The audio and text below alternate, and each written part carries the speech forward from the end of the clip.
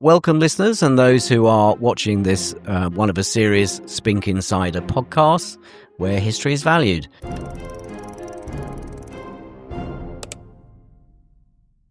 My name is Tim Robson. I'm a senior specialist here, and I'm here with Martin Downer. Martin, introduce yourself. Thanks, Tim. Yes, my name is Martin Downer, and 25 years ago we were colleagues together at Sotheby's, and now I'm a specialist dealer in rare and historic objects. Okay, my specialisms are vaguely eclectic. So I am a specialist for coins, military medals, items of historical importance, which is how you and I come together. Yes. In essence. I mean, my own professional background is in antique jewellery and antique silver. Okay.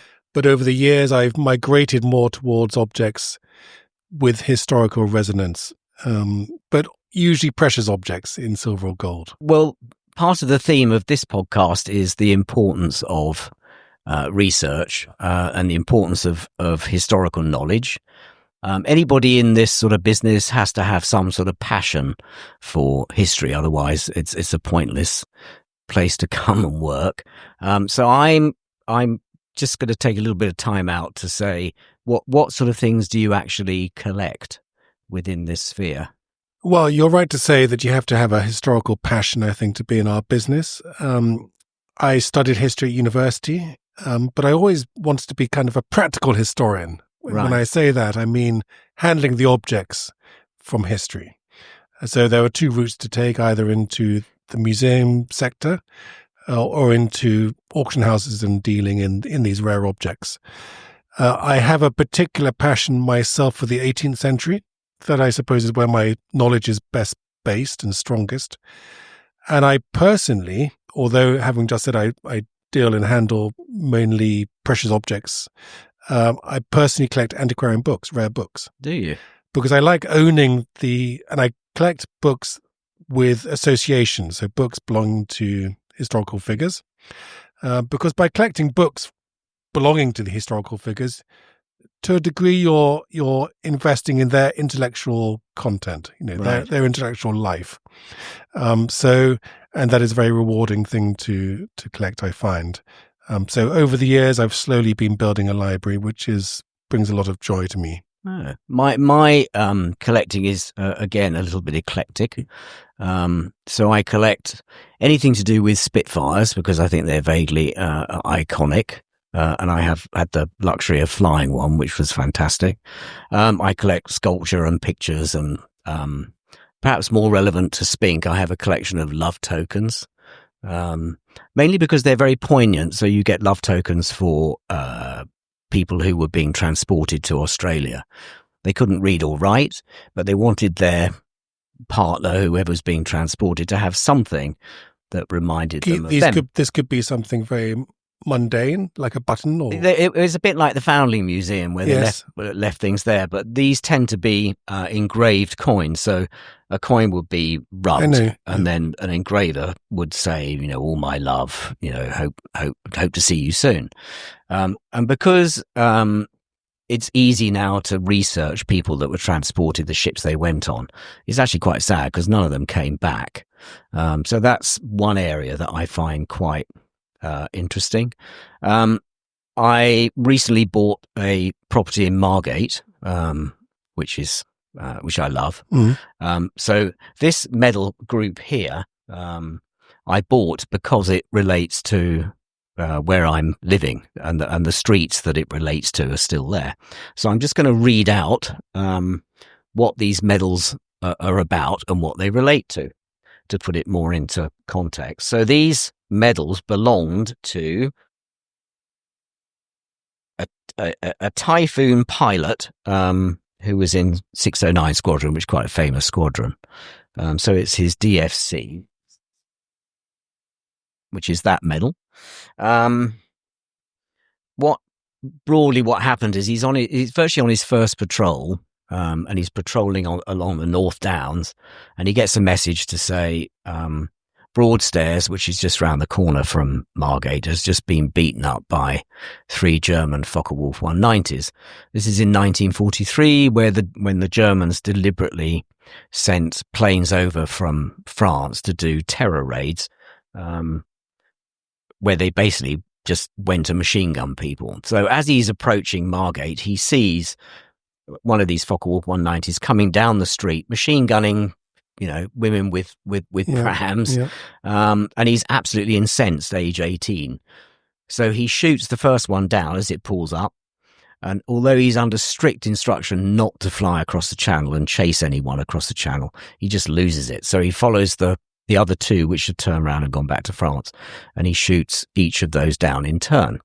So for me, because High Street's still there and I have an interest in flying, and this is, a perfect... And he got 3 kills in one day. He got 3 kills in one day, then got a Dornier later on in the war. He was then part of a group that shot up a Gestapo headquarters.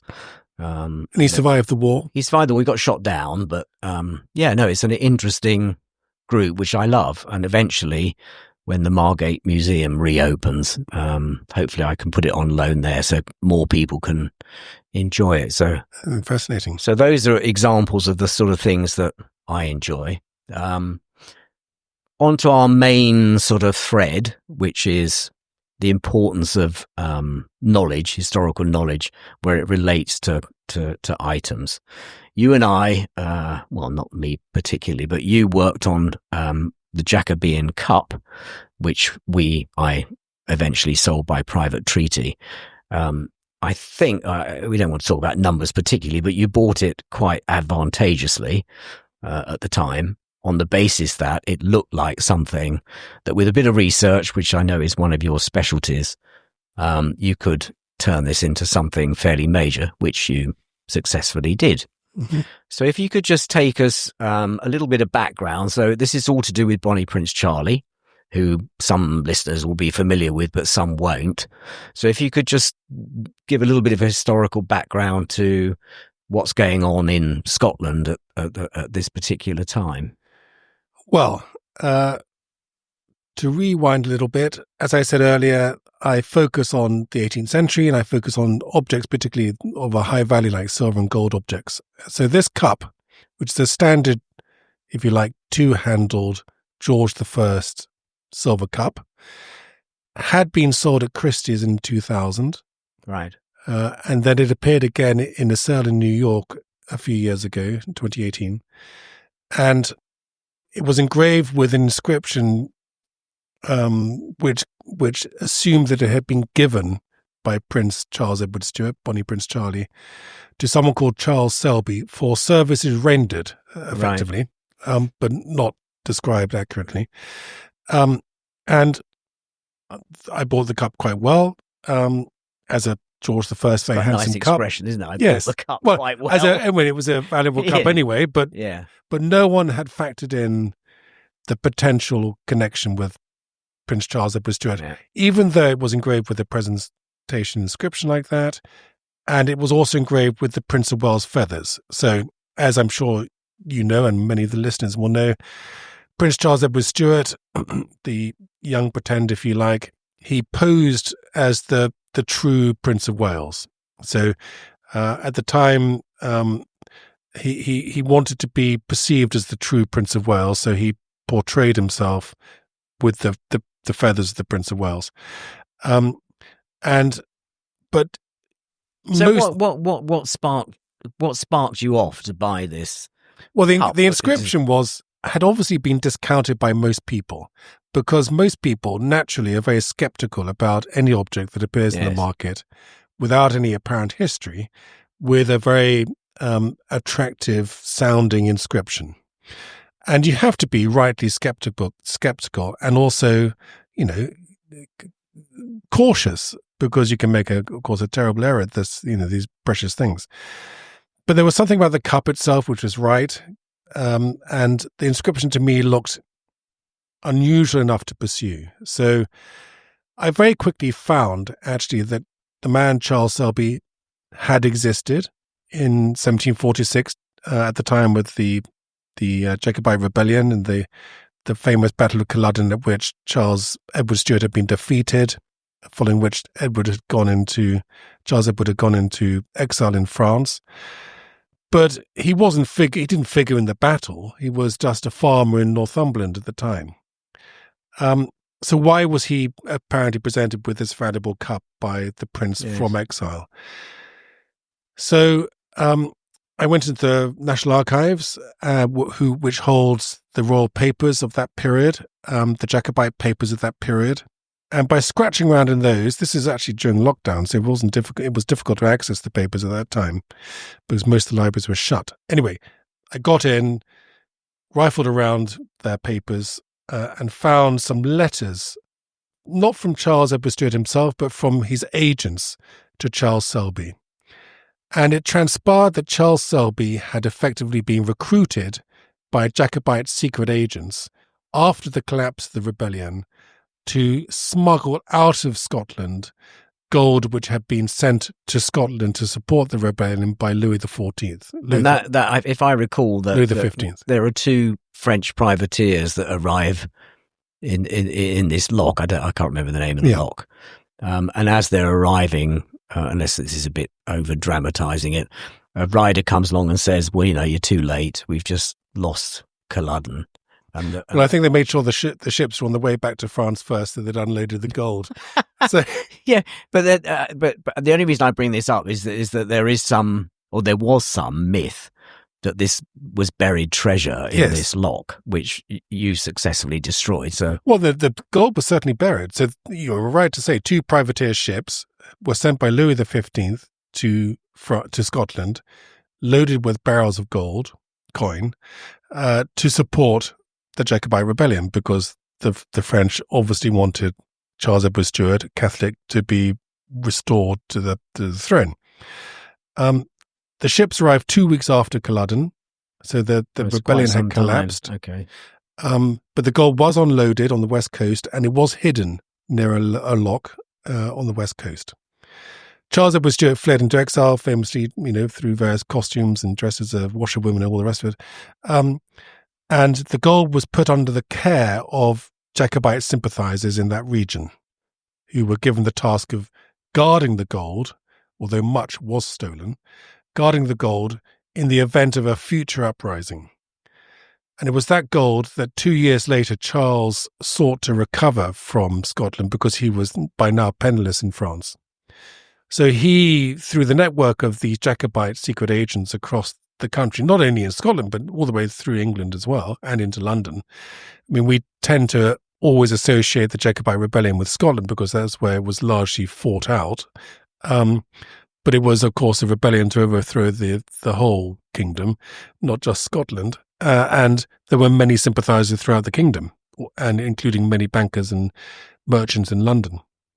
So he recruited these secret agents, and they identified Charles Selby, who was a landowner in the border region or between Scotland and England, to act as the go-between. Because most of the Jacobite soldiers who'd been with Charles Edward Stuart were too well known to the authorities and to the army, British army, to be able to pull off such a stunt. So Selby met one of the secret agents in the borders who was conveying the gold from the lock. The gold was handed over, and Charles Selby himself rode it down from the border region of England down to London, where it was converted into notes to be sent to Charles Edward Stuart. Selby, in these letters that I discovered in the National Archives, which haven't been really studied before, it was clearly apparent that Charles Selby thought it was just a duty that he was paying to the prince in exile. He didn't want any reward for it, although he was risking his life by doing it. But it would seem that Charles Edward Stuart sent a message to one of his close associates in Scotland to give Charles Selby an item of plate, as he would describe it in those days, but in silver in our terms, by way of reward or by way of thanks. And Charles Edward Stuart, before fleeing, had left all his baggage train in Scotland in chaos, which included a large collection of silver. And so this cup not only was given by Charles Edward Stuart from exile to Charles Selby by way of thanks, but the cup itself had belonged to Charles Edward Stuart before the rebellion. So it had a direct connection to Charles Edward Stuart. So I think what I'm saying is that small inscription on the cup, which had been disregarded as too fanciful, has led you all over the place. Led me into a really gripping tale of, hidden secret agents and smuggled gold, and the missing Jacobite gold has always been one of the great sort of myths remaining from the Jacobite rebellion. And even today, people still go up to the West Coast in the hope of finding it. Well, we've destroyed all the ice cream vans. We have with silly names. The tourist industry of the West Coast is gone. Yes. So when Selby was approached by the Jacobite secret agents to act on behalf of Charles Edward Stuart to smuggle the gold down from Scotland to London, he responded by saying to the secret agent who had approached him that I am sincerely yours to command at any time, and particularly when there is a question of anything that regards our dear friend, i.e. Charles Edward Stuart, whom I should always serve at the expense of my life and fortune, because he knows that by becoming involved in this project, he is risking his life and certain execution if he was discovered. And then Kennedy sent a message up to the guardian of the gold up in the west coast of Scotland, informing him that Selby was the man and that Selby had accepted the task. And again, in the Royal the Jacobite papers in the National Archives at Kew, I discovered this letter written by the secret agent to the Guardian, saying that the safest and best place of delivery that I can find out is Yearle, which is the village that Charles Selby lived in, a farmhouse belonging to a thorough gent, a friend of mine, and which is less than a small mile to Wooler, which is in Northumberland, which is 8 miles to the southward of Kelsey. This gent himself will go 20 miles on the Edinburgh Road to meet D. They used anonymous. They used code, whom he knows. So all this material, when has probably been studied and read by historians studying this period in the National Archives, but it's never kind of made sense. So the object itself was the key to understanding what all this correspondence meant. And what are they talking about? It's all in code. They're using different names.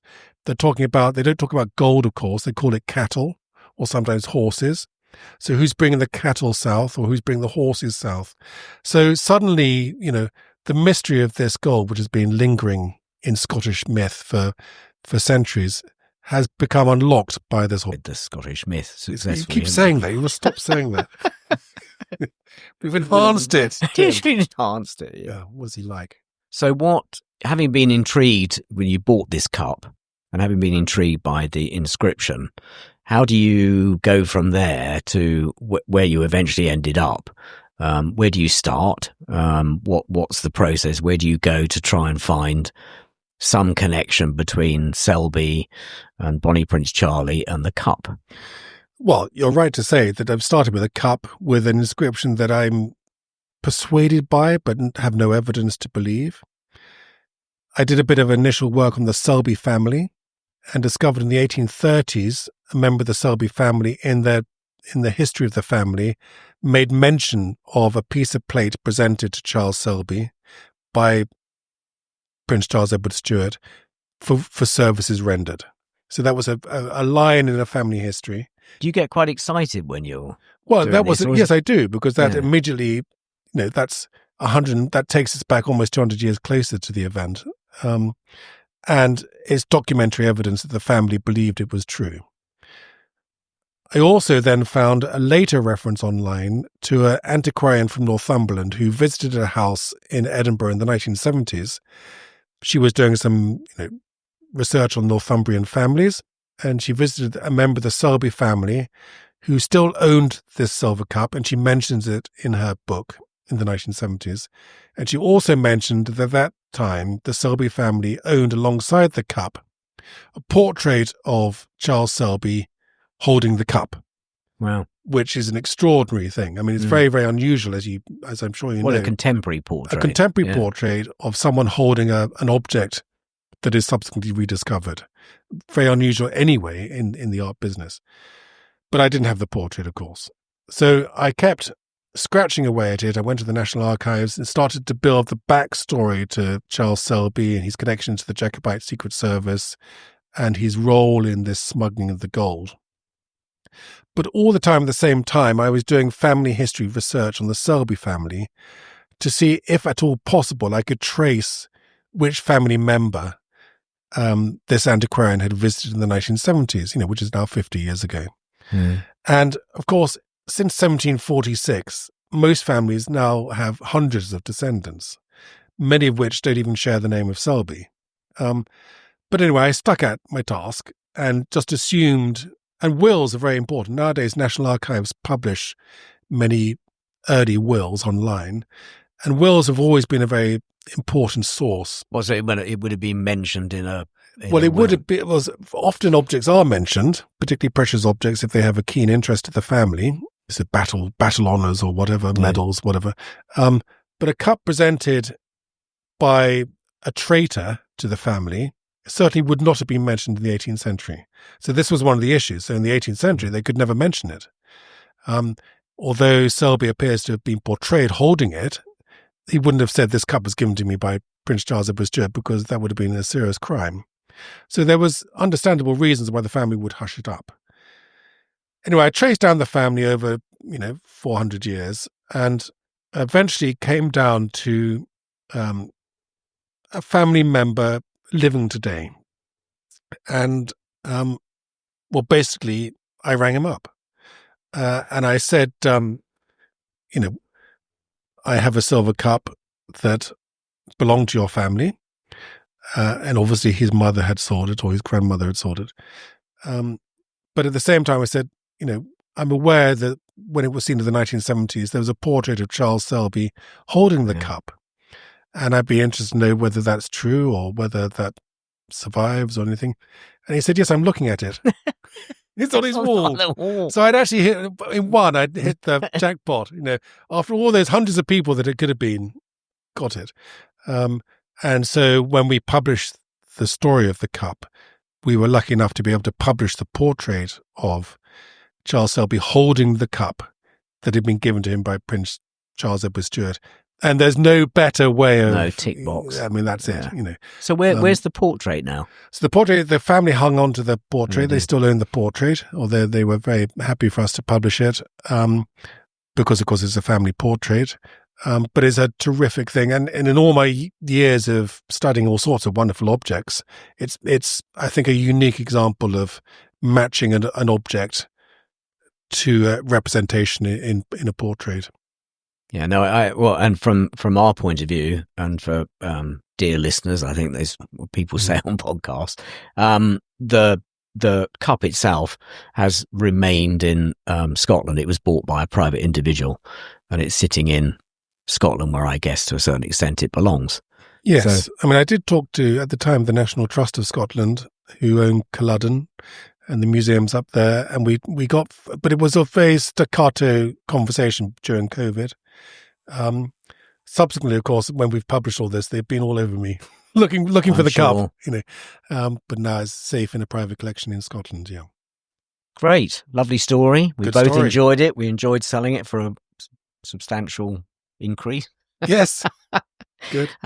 So moving along, because I know your penchant, your specialty is taking things like that that spark an interest, doing a lot of research to try and establish a rock solid provenance, which then of course influences what the object is worth. Adds value, yes. Apart from which, I think you enjoy. Of course. You enjoy yes. the quest. It's a little bit like being a detective, isn't it? Absolutely, yeah. So I know one of the other things that we had was Cromwell's watch, which I think you started by telling me when you first got it, Cromwell lived in the same building in London as the watchmaker, which started this coincidental, if you want to call it that, trail. Which you then took on. So where did that lead to eventually? Well, that's another object that appeared at auction, 2016, I think, in the north of England. A very small, tiny little, what is known as a Puritan watch. And if we're able to show an image of it, you will see that it's a very plain, oval pocket watch, typical for its period, typically restrained in decoration, for the Puritan era, and quite a shift from the elaborate watches that were used by Charles I, for example, and his court. So it appeared at auction, and it was sold by descendants of an officer in Oliver Cromwell's Ironsides regiment, and had good family provenance. Did he gave these watches away then, Cromwell? Well, I don't think he gave many watches away. No. There were 11 watches over the years that have claimed ownership by Cromwell. The one that I bought at that auction from the family and another one at the British Museum have the best provenance. So the one that I bought from the family at that auction, it was, again, like the cup. I think many people thought, okay, you can say, it was given by Cromwell, but, we need more than that. And very often when these things appear in auction, they come to auction through a variety of routes, through solicitors, sometimes following a death, or from family members who don't know much about it or don't have the documents. And so, there's a lot of backstory that you can fill often. And this one, again, had enough empty story that was worth pursuing. And empty story. That's well, yes. So, or it looked like one that's worth pursuing because, of course, I look at thousands of things every year, and only a handful are worth dedicating the time and often very large. We should point that out, really, that you don't spend your life getting, a find every week. No, what you do. And I'm not going to sit here and tell about the losers. No. Anyway, yeah, sorry. Anyway, so this one, I found quite quickly had been published. The watch had been published. Not only published, but it had been drawn and illustrated in a magazine in 1808. So, as I said earlier, this takes us immediately 200 years nearer to Cromwell, and in fact only 150 years following Cromwell. So it's already you're on the journey back to the original ownership. And it had been published in the Gentleman's Magazine, which was a sort of antiquarian leaning monthly paper, very popular in the early 19th century. And it had been published by a member of the Blackwell family. And the Blackwell family were the family to whom the watch had been gifted. John Blackwell was the officer in the Ironsides to whom Cromwell purportedly gave this watch. And it had been published by John Blackwell's great-grandson in the Gentleman's Magazine. So again, there's a family connection. And I know many people frequently discount family tradition and family lore. Myths. I tend to assume that if a family believes something strongly enough for it to descend through generations as a story, the story can get embellished, obviously, but usually in my experience, there's a germ of truth, and there's usually something there that is right. Because why would a family persist in prolonging something that was just fantasy? So the watch had been published. So immediately, and again, like the portrait of the cup and Charles Selby, there's a drawing of the watch. I could put the watch on the drawing. It was exactly the same watch. It had been published by an immediate descendant of the officer to whom Cromwell had given it, with the whole story. And in the terms of objects, that is really about as good as you can get, to get a representation of it and the story by a member of the family to who owned it. The family retained the watch. It was exhibited in the early 20th century at a museum. Was he popular then? Cromwell? Yeah, I mean, he has a very sort of like him, hate him type. Well, the family were given this watch during campaign with Cromwell in Ireland. He's certainly not popular in Ireland. In fact, he's highly unpopular in Ireland as the progenitor of massacres and terrible genocide. But there is a strong following for Cromwell, of course, and he is an intriguing and fascinating figure in our history.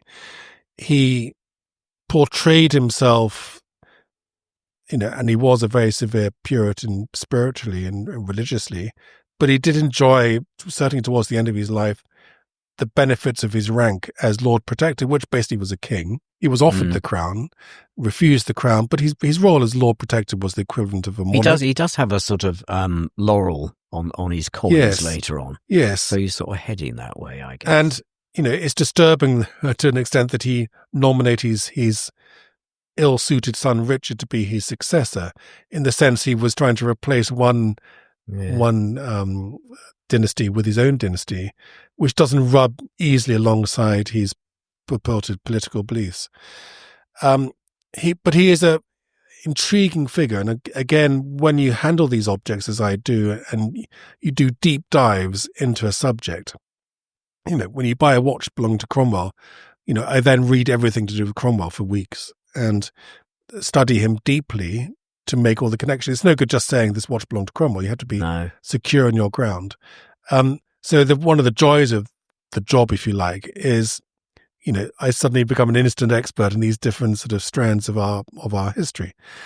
So that watch has now been purchased by the Cromwell Museum in Huntingdon, which is a terrific museum. So you can go and see it there. You can go and see it. And it's a terrific museum. And the other watch with very strong provenance to Cromwell is almost an identical watch, but in gold, which he didn't give away, which is in the British Museum. So that leads us on quite neatly, since we're talking about watches, to this rather splendid thing here,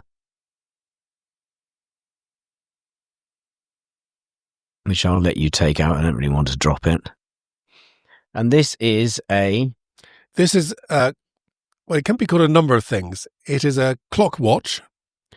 Sometimes they're called a coach watch, or a monumental pocket watch. So it's nothing to do with carriage clocks, because I know were they well, it could be something to do with carriage clocks. They're normally those little tiddly widdly things, aren't they?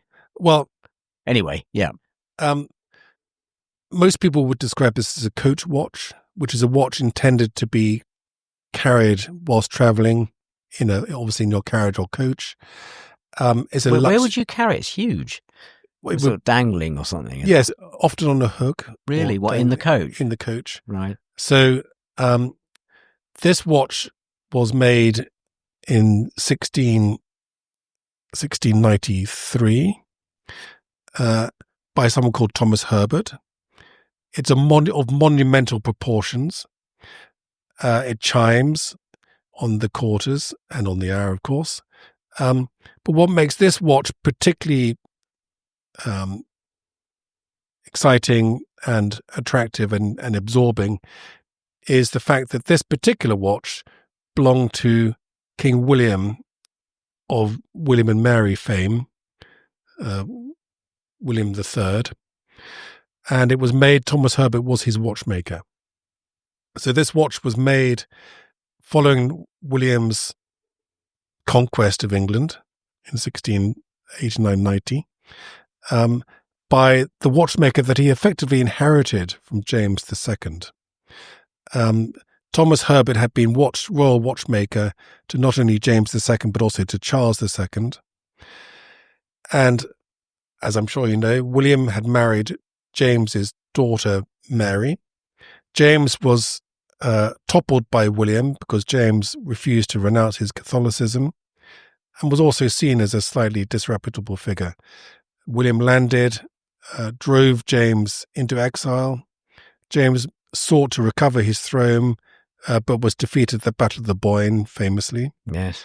So then William established a court in London, had a double coronation with his wife Mary to lend legitimacy to his reign. But it was essentially William's reign. So Mary was there, but in truth, William was the principal driving force of the dual monarchy. William, as I write in my paper on this watch in the forthcoming Insider magazine, I think is one of our most overlooked monarchs. I mean, first of all, he was of Stuart birth. He was a Stuart king. He was basically our last Stuart king before the Hanoverians arrived. And his career is just remarkable. He was born, of course, in Holland, the son of the Stadtholder General, which again was a kind of monarchical figurehead in the Republic in the States of the Netherlands, in Holland.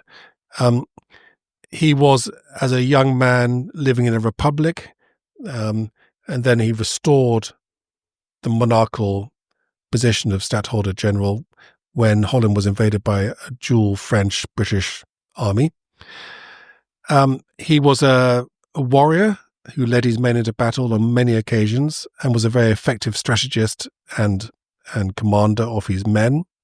He was clearly highly sophisticated diplomat and also, in many respects, a high-achieving monarch when he was king of... Except if you're in Northern Ireland, when you go on one of those taxi tours and you see him, it's a great big thing of him on his horse. Yes. It's not exactly popular. Well, it's all to do with Orange.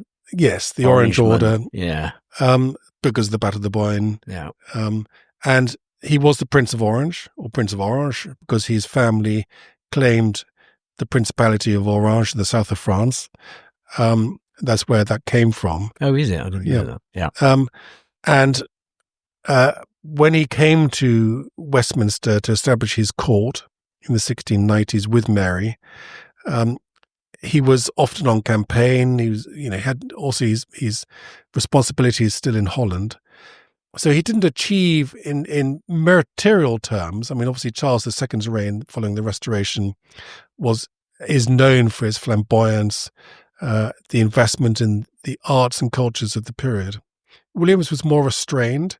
He did a lot of work at Hampton Court and basically remodeled Hampton Court for himself, and Kensington Palace. But objects that were directly commissioned and owned by William are exceptionally rare compared to other monarchs preceding or... So how do we know that this belonged to him? First of all, it has his monogram on the chagrin. So it has his royal monogram on the chagrin. Thomas Herbert was his watchmaker. There are accounts still surviving, again, in the National Archives.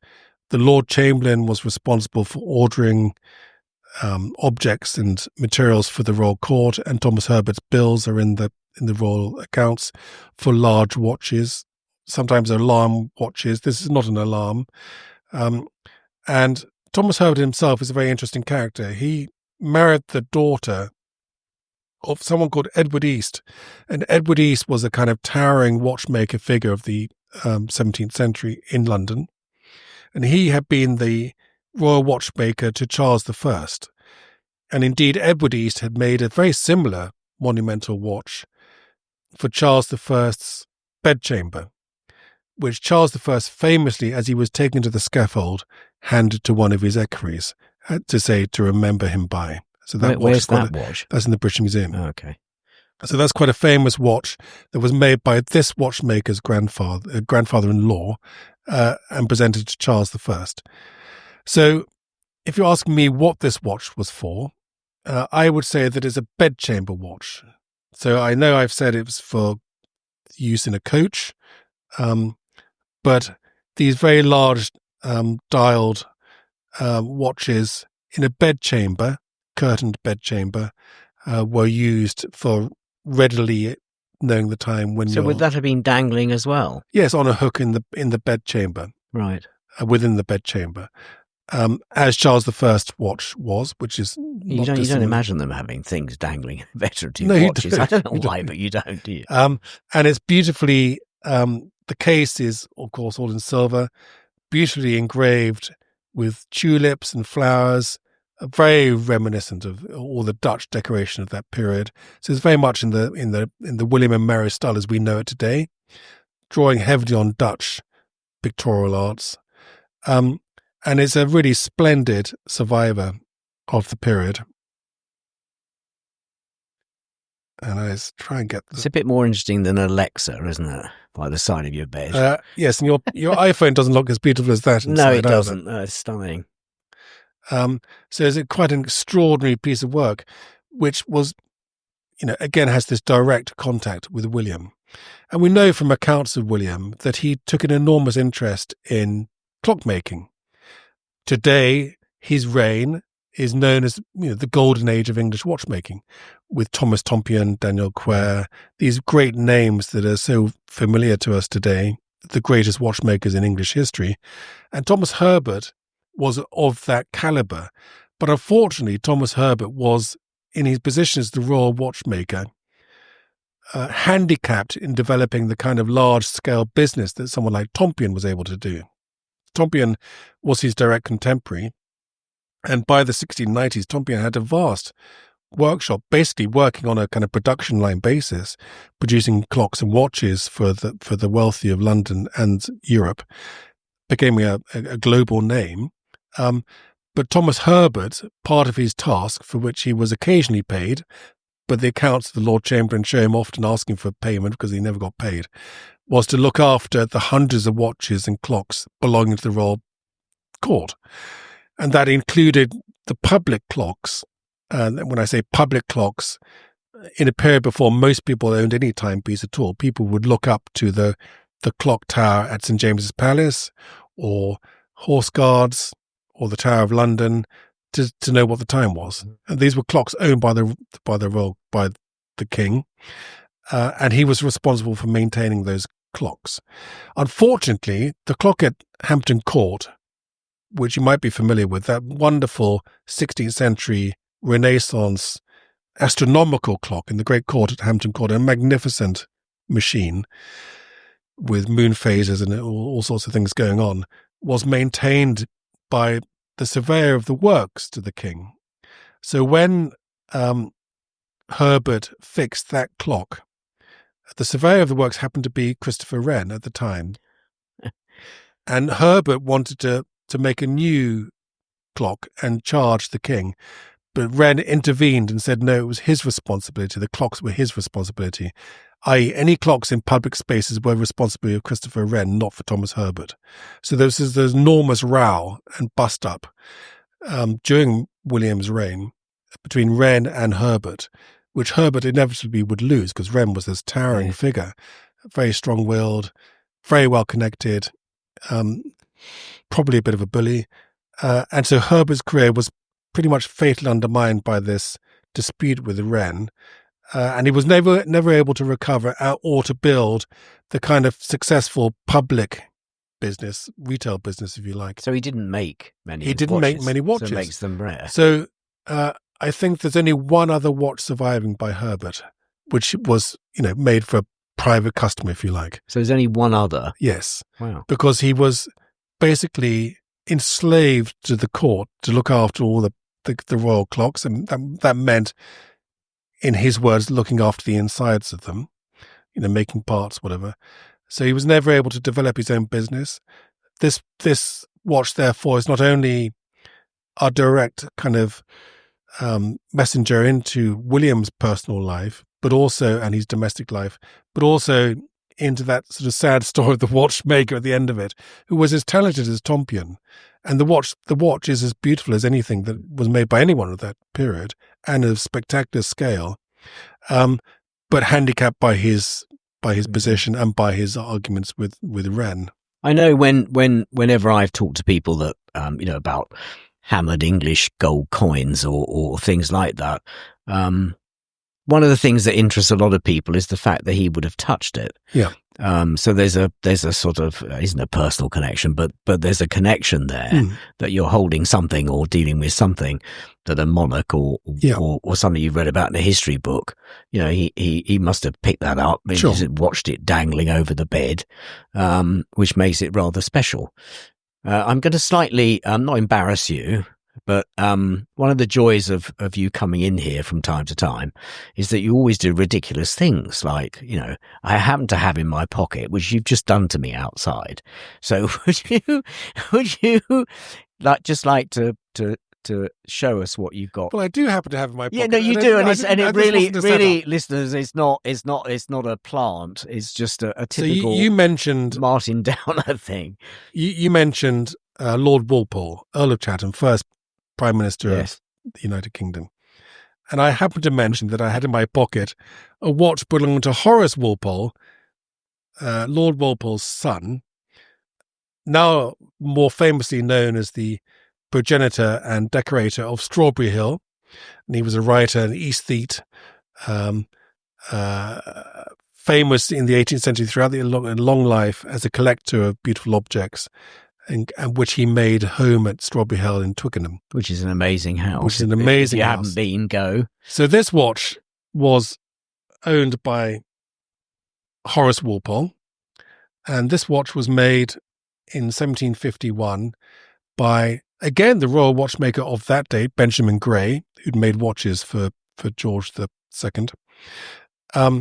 And it's decorated with a figure of Diana. And also you will see that it's decorated with Horace Walpole's family crest. And around the outside of the decoration are strawberry leaves with strawberries, which is a lovely, intimate little joke that Horace Walpole obviously made. It would have been an extremely expensive watch at its time. It's still got an expensive watch now.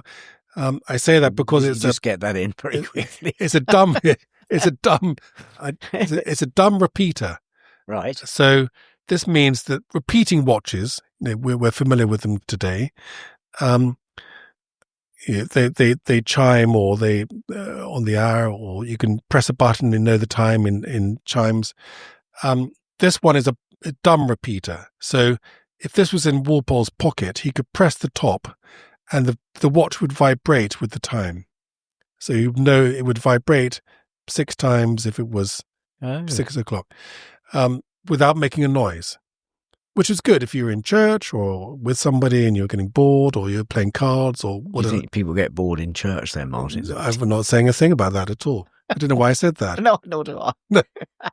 Or anywhere else. Yeah, go on. Or in a podcast. In a podcast, you're bored stiff, so get your dumb repeater out. That's right. Yes.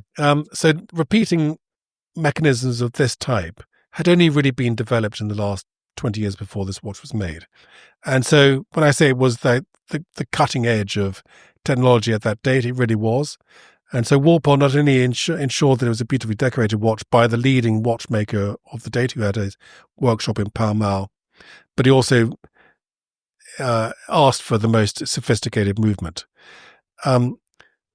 He also wrote, Walpole was a terrific letter writer, and many of his letters survive and have been published.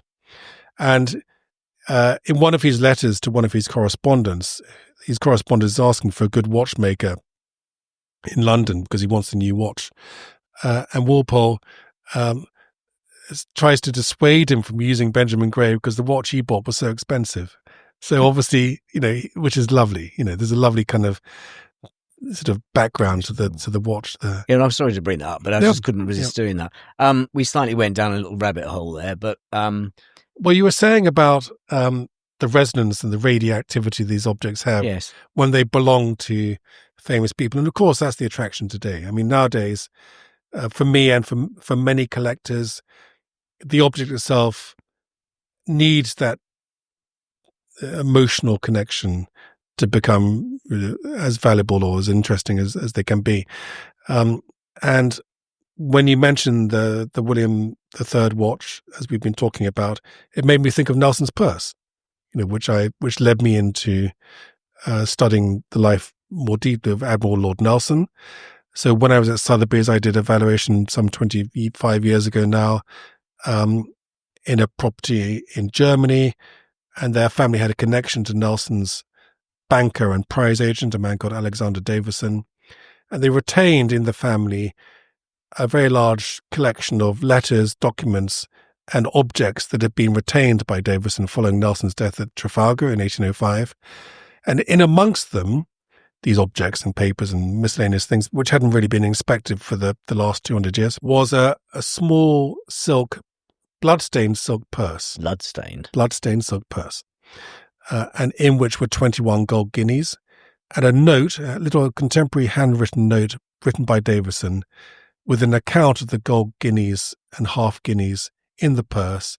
And in Davison, who was the banker, note that these were in Nelson's pocket when he was killed at Trafalgar. So this purse had obviously been returned to Nelson's banker. It retained the gold coins that Nelson had in the purse at the time he was killed at Trafalgar. So he obviously didn't trust his crew then if he wandered around with it. Well, he might have had more money back in his cabin. And that descended through the family. Obviously, the banker didn't cash in the coins, but it was immediately acquired the status as a relic. And at the time, that purse and other objects from that collection were sold at Sotheby's in 2002. We did test the purse, and it was bloodstained. the forensic services of, they're used by the police. Although to establish whether it was Nelson's blood or the other blood on the deck when he fell was impossible to ascertain. So what I'm saying is that is the kind of ultimately radioactive historical relic you can have. I mean, it is like some sort of holy relic to have an object that belongs to such a great figure in British history, such as Nelson, to have something that he carried with him at the moment of his death, and shows the scars of his death, is, truly remarkable. I know you've had, you have now quite an impressive collection that you're dealing with that relates to Nelson. I think the battle flag that was on, was it the first ship of the line? That Royal Sovereign. I think has recently been sold for a substantial amount. But you've got other things there. And I think the last time you came in, you showed me these drawings of what is the plan of battle. And of course, we always assume now that if you're talking about a plan of battle, it's, it's radioed, or you use an iPhone, or you do something that's very straightforward. But then if you imagine there's all these battleships milling about, all the different captains, so they've all got to be drawn together to, was it Victory where they all met? So they go to be told what the plan is. Again, to go away from that and try and remember where the hell you're supposed to be at whatever given point in time is pretty difficult. So somebody, I don't know who the artist was, you showed me these wonderful sort of watercolors, drawings and watercolors, has got all the different ships where they should be. And so you rowed across to Nelson's flagship, and you have everything explained. And then were you given one of these to take away as a where you're supposed to be? Yes, or the clerk would draw it up, the orders. But because, of course, seeing a plan of the ship, because it's a different plan, isn't it? It's not a normal nautical battle. No. So he did something unusual. Nelson famously split usually in that period, you would line your ships in a line, and you would approach the enemy they were also in a line, and you would kind of line up against each other in parallel lines and blast each other.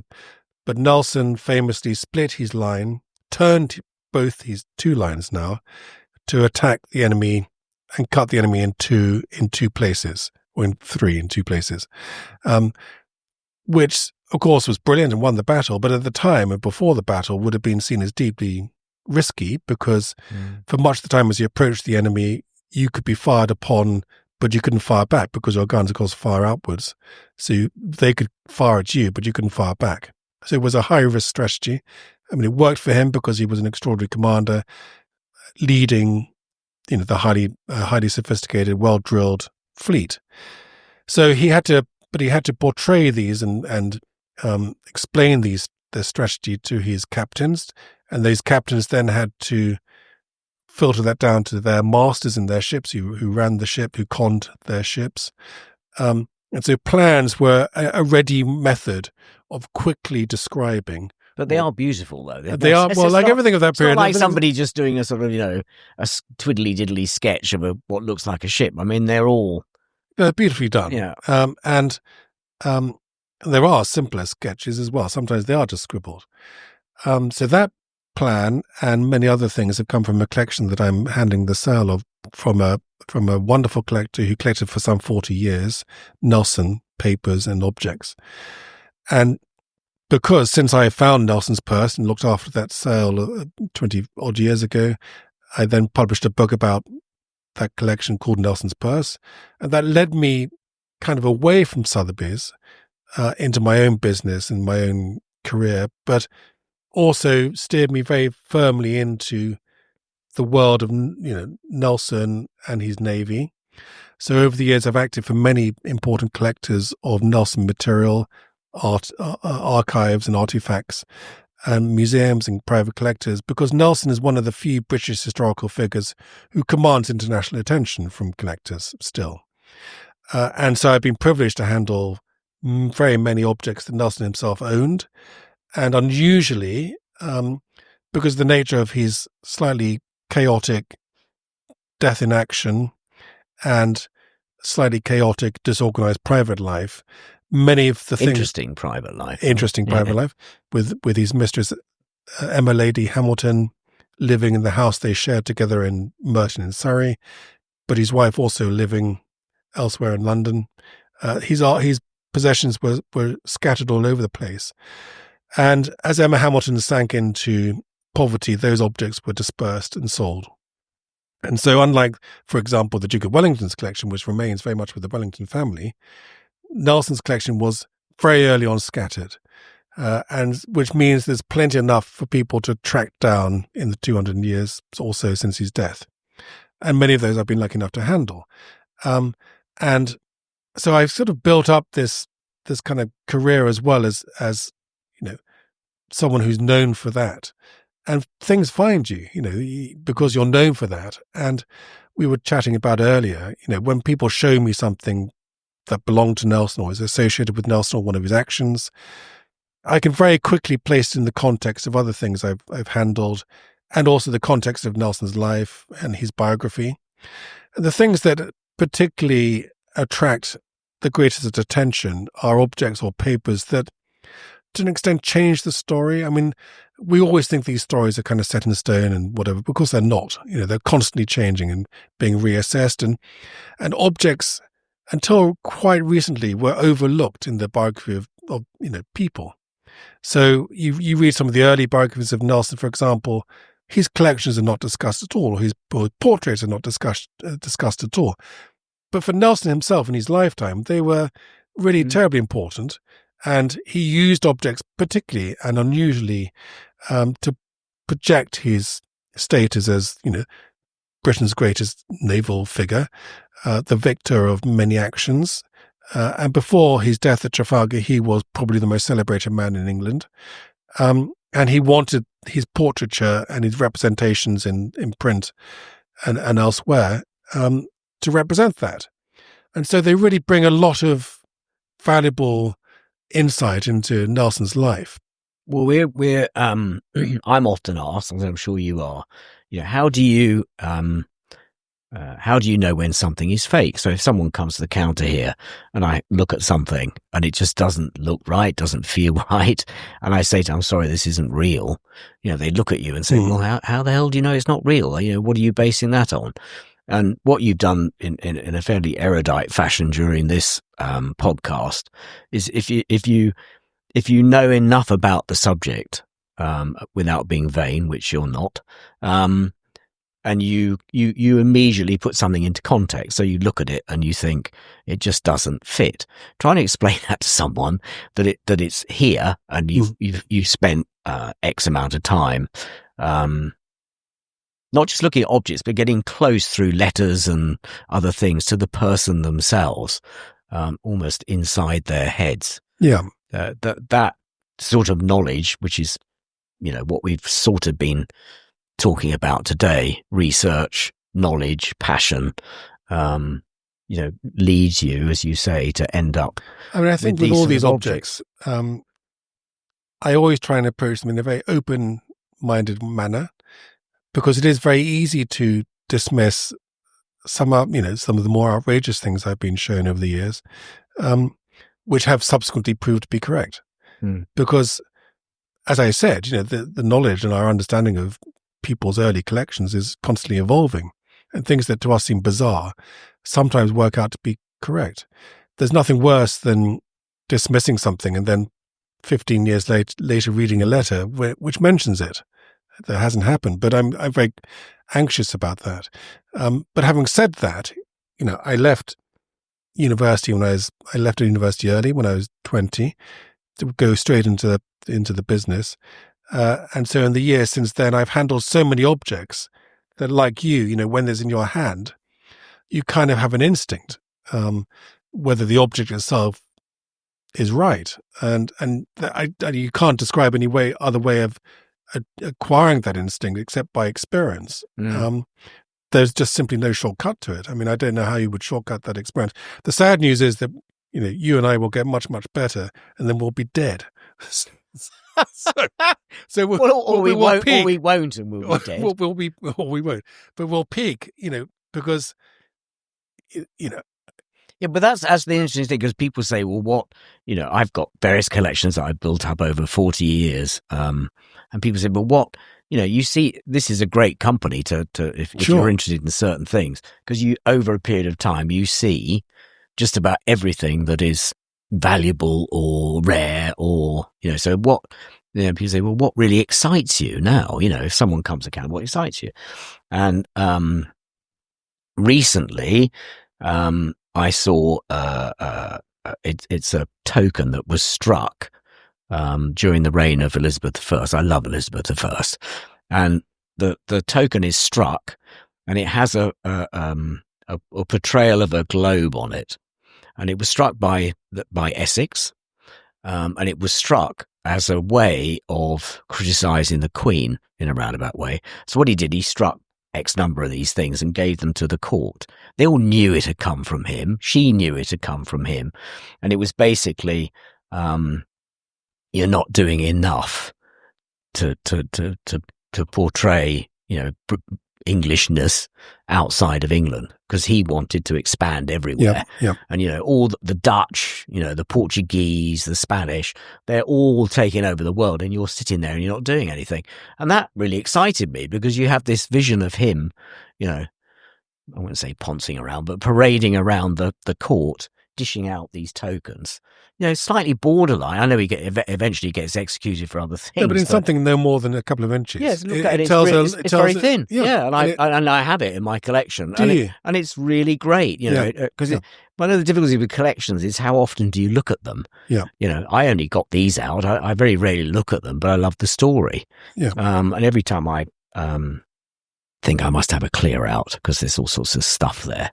And there's certain things you pick it up and then and you think, oh no, I can't. But there are some things that do contribute to our wider understanding of the period, and such as the token like that, and I mean, because the token can say much more as an object than a whole academic paper on the subject, because and he didn't write anything. You get it straight away. Yeah. So what would excite you now if something?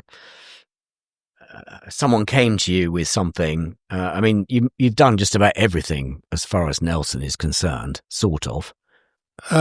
Well, I haven't, and I hope to do a lot more, because there's just so much out there, and not just Nelson objects himself, but he's circled of people he worked with or his family members. There's no single object that. There's a kind of ambition I have. Oh, okay. Which is one great. I mean, I've sold silver belonging to Samuel Pepys. That was a great joy. That popped up. No one recognized his coat of arms on a silver plate that came up, and that's now. I sold that to the Museum of London. So Pepys, fitting with the William period, that period is a very great interest to me. But what I really seek is, because no one's ever really found one, is an object belonging to Shakespeare. Ah, no, strange you should say that. But you have something. No. But my boss at Sotheby's, Roy Davids, who was a great academic of that period, he said, and he'd seen lots of things, my sole desire in life is to open a trunk and find one letter from Shakespeare. No, from one of the people that she was supposed to have had a love affair with, one of the two, Dudley or Essex, where it says, thanks last night, we had a great time in bed, or but whatever the context is, how they would have written it. And he said, that's all I ever want to find. I want to solve that. That riddle. It is a riddle. So what do you want to see for Shakespeare? You want to see a portrait? Because I'd like his second best bed. That's what I want. No, but his wife got that. It's a mystery to me why Shakespeare, who was a significant figure in his lifetime, now a global superstar, but highly significant in his lifetime, monuments were put up in his lifetime. And you talk about manuscript material, of course, no plays survive, I don't think any complete documents survive. There are a few signatures maybe 2 or 3 signatures on wills and legal papers, that's all. For a man who was a significant figure. And when you deal in these objects and you deal in the past, as we do, you realize that, in fact, some of these things are not very rare. A lot does survive, and there have been wars and everything else, but a lot of material still survives. And archives in particular survive, and they usually survive in quite good condition, tucked away. It is remarkable and, to my eyes, bizarre that we don't have more or indeed anything to do with Shakespeare. So are you a believer in these conspiracy theories that he nicked all this stuff from Marlowe and they weren't, he didn't write them himself? And I think there was probably a lot of collaboration, and I think he probably collaborated on plays, and I think that's generally accepted. But as we know, because when he became successful and wealthy, he was granted a coat of arms, and he was very delighted with that. I think it's a lion holding a spear, Shakespeare, and he would have engraved that on his plate, on his artifacts. He would have flashed it everywhere. He would have been on everything.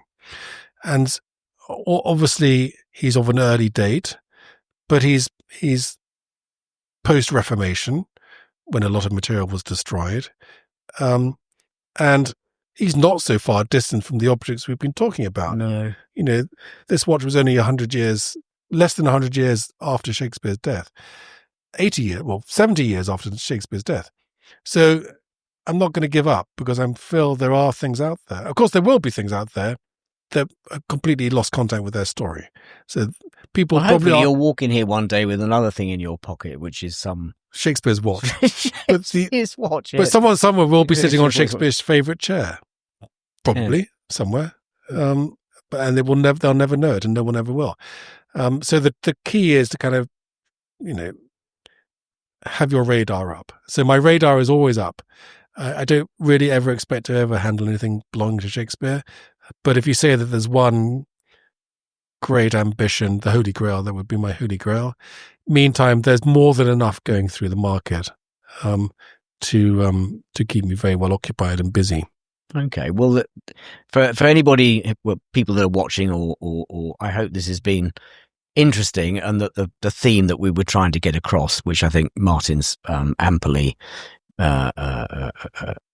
talked to you about in terms of objects, is if you combine a passion for history and you learn about the subject and you build knowledge, then sooner or later, if you become I don't like using the word expert, because I don't think anybody ever is an expert, but somebody who becomes a well-known specialist in the subject.